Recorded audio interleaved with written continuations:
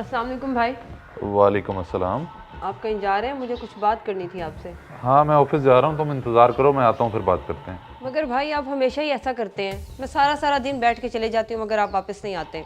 मुझे आपसे बात करनी है अपने हिस्से की। हिस्सा? तुम्हारा दिमाग तो ठीक है। अब्बू की वफात के वक्त तो तुमने बोला था कि मुझे हिस्सा नहीं चाहिए, अब हर दूसरे दिन चली आती हो। भाई उस वक्त पूरे खानदान के सामने हिस्से की बात करना मुनासिब नहीं था। आप नहीं समझते मगर हक तो हक होता है ना। और मैं सिर्फ पैसों की बात नहीं कर रही हूँ। मैं तो ये चाहती हूँ कि मुझे बहन समझे, बोझ नहीं। तुम्हारा शौहर इमरान अच्छा कमा रहा है और तुम लोगों का गुजारा भी अच्छा हो रहा है, फिर भी आए दिन हिस्सा मांगने आ जाती हो। और मेरे तो हालात भी ठीक नहीं चल रहे, फिर भी आके तुम परेशान करती हो। भाई मेरा मकसद आपको परेशान करना हरगिज़ नहीं है। और अगर अपना हिस्सा मिल जाए तो खुशी होती है ना। रोना तो तब आता है कि जब अपना ही कोई हक मार रहा हो। मुझे सब नजर आ रहा है। इस सब के पीछे ना तुम्हारा शौहर इमरान है। खुद तो सामने आता नहीं है, तुम्हें भेज देता है। मेरी बात कान खोल के सुन लो, अगर तुम्हें हिस्सा चाहिए तो हम दोनों का रिश्ता जो है ना भाई बहन का, वो खत्म हो जाएगा। आज के बाद हिस्सा ना मांगना मुझसे। समझ गई भाई, आपको बहन से ज्यादा विरासत की जायदाद प्यारी है, मगर मैं अपना भाई नहीं खोना चाहती।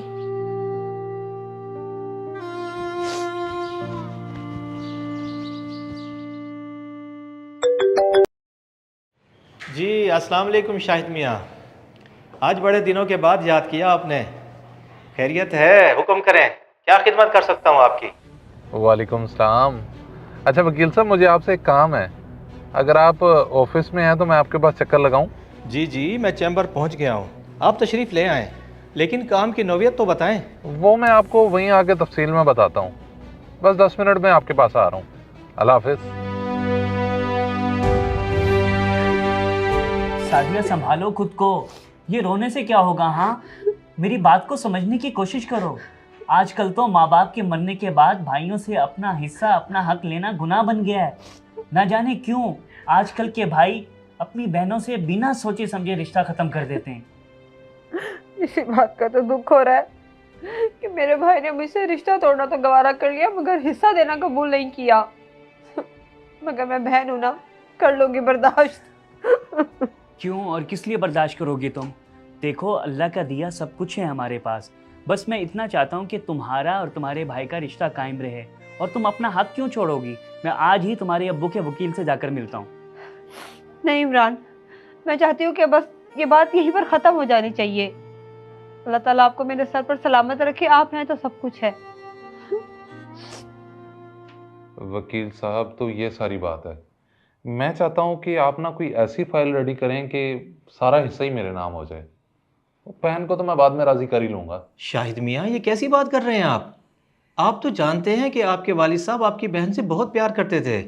ये तो ज़िंदगी ने उन्हें मौका नहीं दिया, वरना वो तो सादिया का हिस्सा उसके नाम कराना चाहते थे।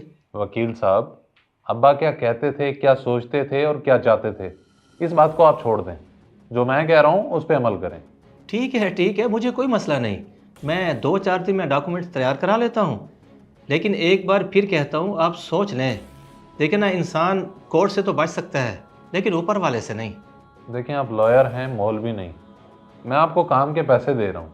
अगर आपसे नहीं हो सकता तो मुझे सीधा बता दें, मैं केस किसी और को दे देता हूँ। मुझे बस काम चाहिए। अरे नहीं, आपको कहीं जाने की ज़रूरत नहीं, आपका काम मैं ही करूँगा। मैं तो सिर्फ ये कहना चाहता हूँ कि जब इंसान कागज़ पर झूठ लिखता है ना, तो दिल के अंदर से सच चीखता है और उसका चीखना बर्दाश्त नहीं होता। बाकी मैं डॉक्यूमेंट्स रेडी करा लूँगा, आपसे रब्ता कर लूँगा। जितना जल्दी हो सकता है आप कर दें। इस केस पे जितना पैसा लगेगा मैं अफोर्ड करने को तैयार हूँ, बस मेरा काम होना चाहिए। अल्लाह हाफिज़।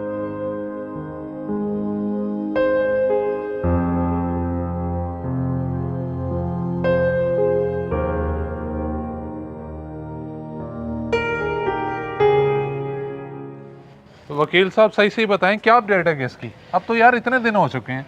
शाहिद साहब, बात पता है क्या है? आपके वालिद साहब बहुत अच्छे इंसान थे और वो अपनी औलाद यानी शाहिद और सादिया से बेहद मोहब्बत करते थे। उनकी कुछ ख्वाहिशात थीं लेकिन वो अपने जीते जी तो पूरी नहीं कर सके। अब उनके मरने के बाद आप पूरी नहीं होने दे रहे। यार मुझे बताओ, तुम कहना क्या चाह रहे हो? तफसील से बताओ।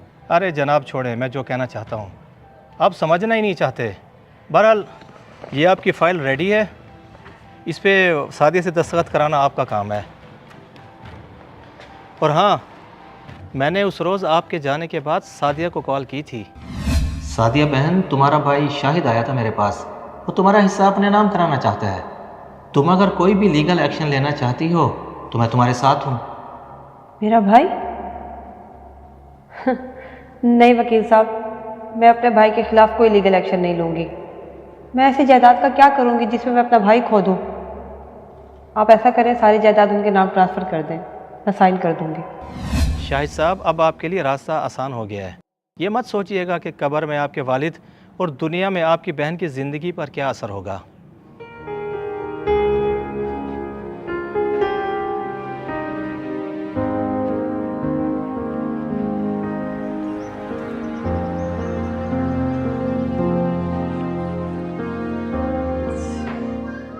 अरे शाहिद भाई, आप? सादिया बाहर आओ, देखो कौन आए। शाहिद भाई आप?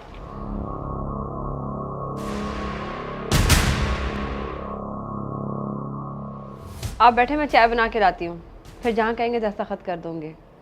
सादिया मुझे माफ़ कर दो। अबू की विरासत में जो जो तुम्हारा हिस्सा बनता है वो तुम्हें मिल के रहेगा, वही मैं तुम्हें देने आया हूँ। मुझे कागज़ों में लिखा हुआ हिस्सा नहीं चाहिए भाई, मुझे तो बस वो चाहिए जो मेरा भाई दिल से मुझे दे दे। और मुझे मेरा वो भाई चाहिए जिसे मैं बचपन में हीरो कहा करती थी। शाहिद, बड़ी खुशी हुई आपके आने पर और आपके फैसले पर।